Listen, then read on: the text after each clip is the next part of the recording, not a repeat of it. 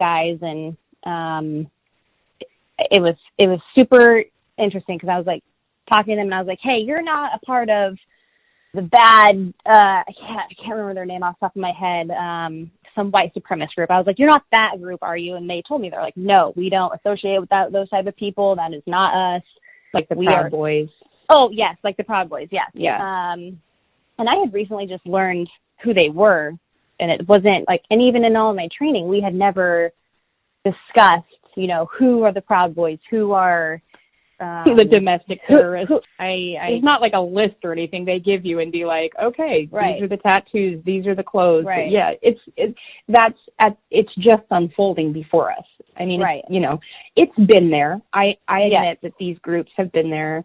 I've known about some of them only because of, horrible interactions and friends and stuff. It's never a good thing, but, it's unfair to assume that at the time, in this heightened climate, that you would know who these individual groups are. So I get what you're saying. I do understand it. And overall, it's just a really tricky place to be in. It's not like they give you a ton of training and like they kind of send you out in the world and be like, good luck, you're fit. Right. Right. Well, and that's, a lot of people, they don't understand that is like, we go to the basic law enforcement academy to get started in training, and then we go to our department and we get further training for however many months until you're ready to go on the road or by yourself.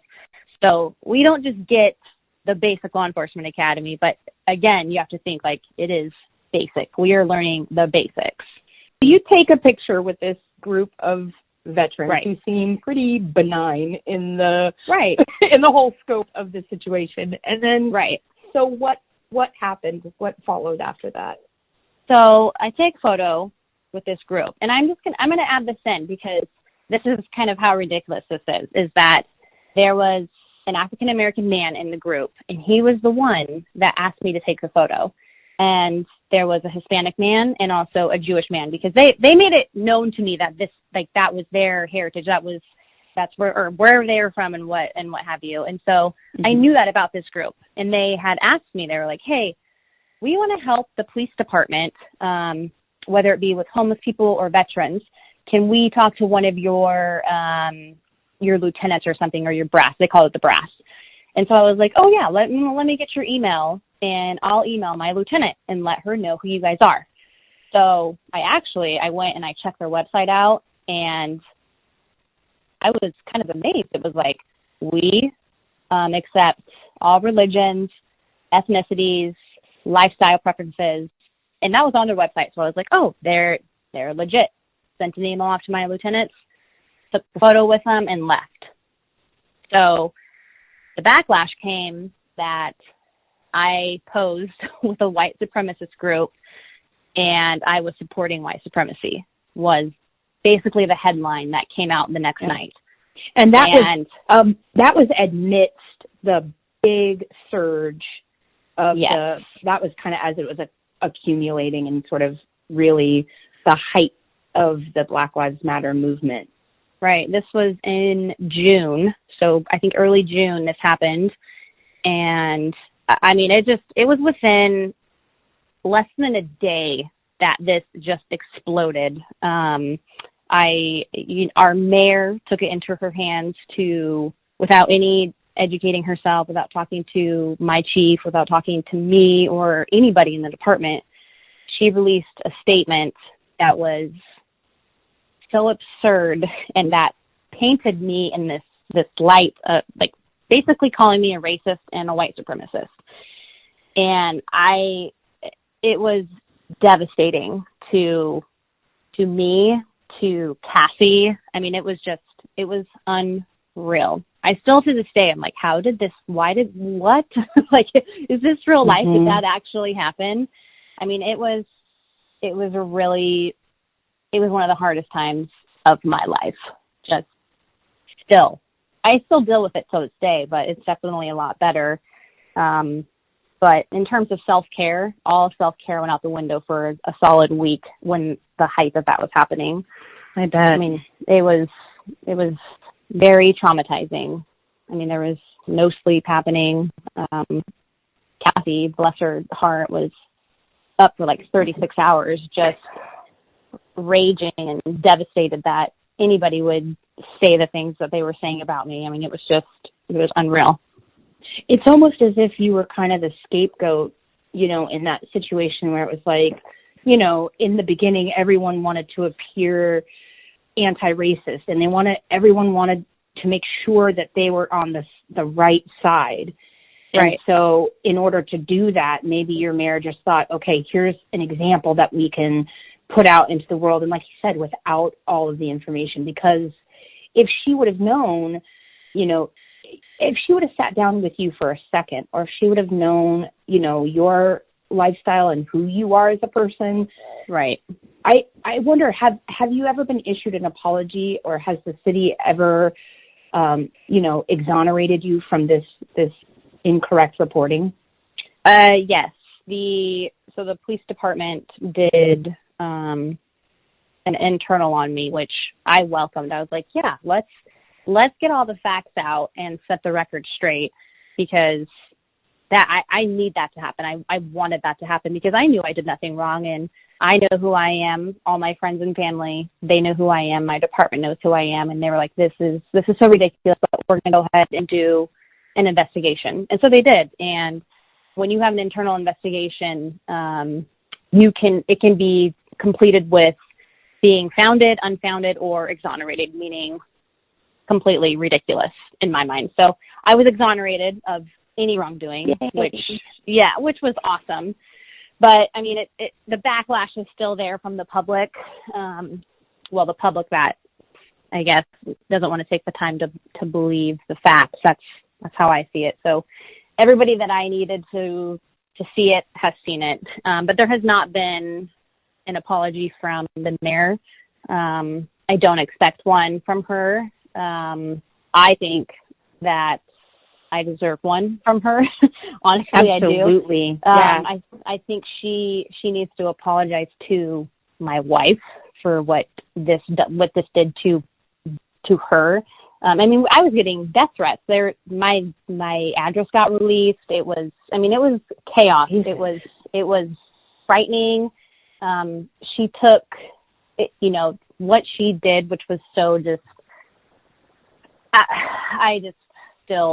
I cannot believe that she did that, because, like you said, if she would have taken 5 minutes of her time to talk to me or my chief before releasing her statement, this all could have been avoided.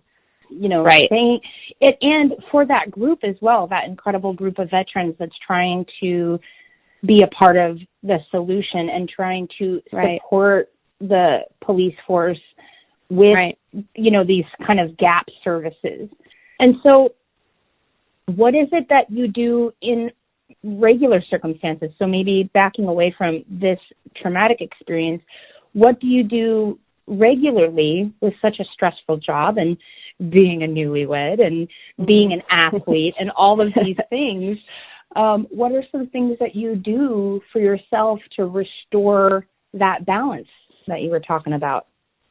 So sleep is huge. Sleep.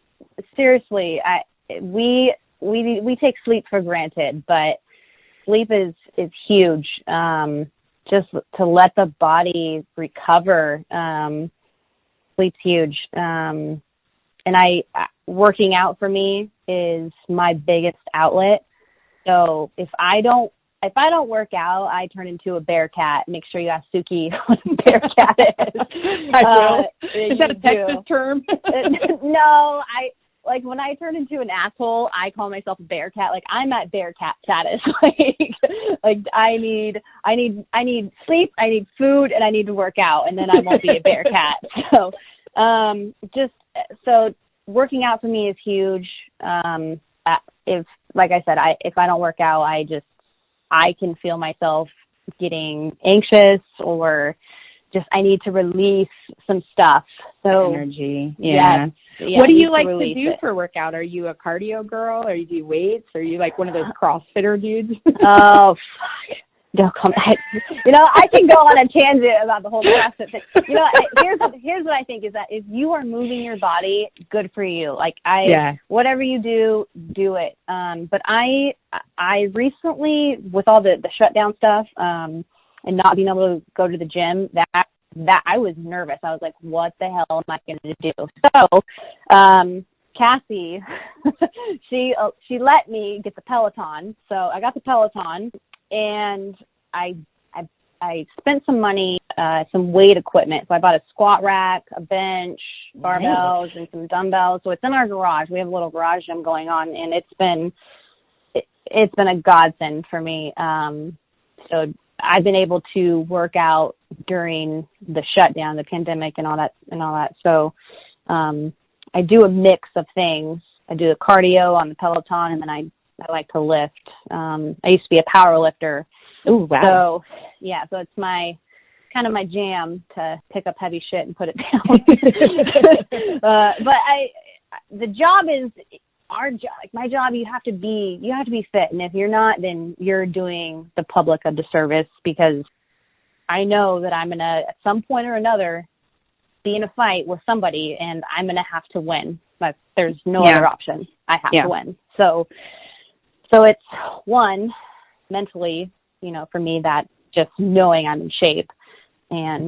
But back to, I guess, self-care. When I say sleeping, working out, being able to get away from here and travel is huge.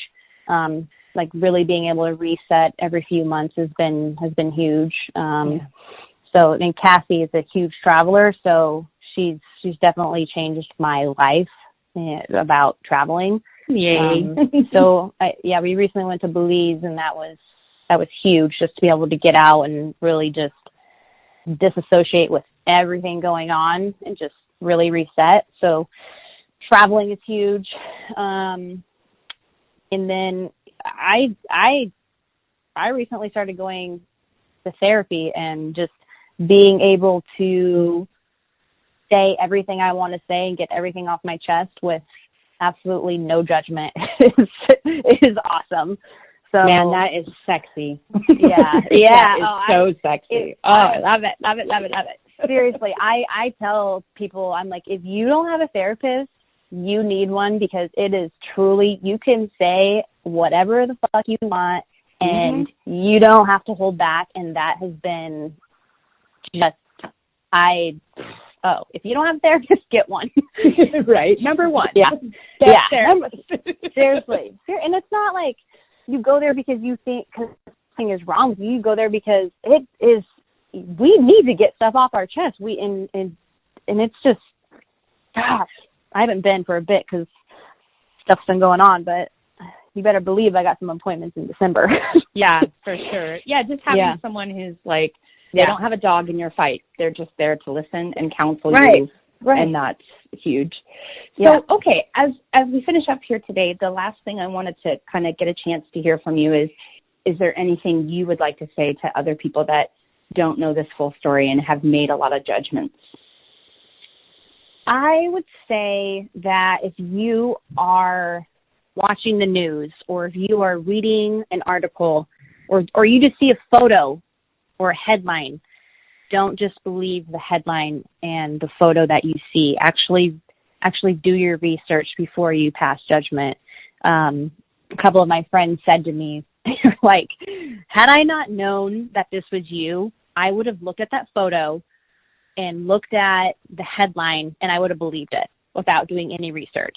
And so, that really sucks, but learning from them and hearing them say, now when I see a photo, I do my research and I don't just read the headline. And I think that's been a huge issue with everything going on, is that we are so quick to judge and so quick to pass that judgment and without knowing the facts. And then just because the facts don't match what you want, what you saw, or what you believed, that's okay. Like, you can change your mind on things. Like, I hope I'm doing that justice about what I'm saying. I think what you're talking about is people have a responsibility to have skepticism when it comes to right. what media you're being fed.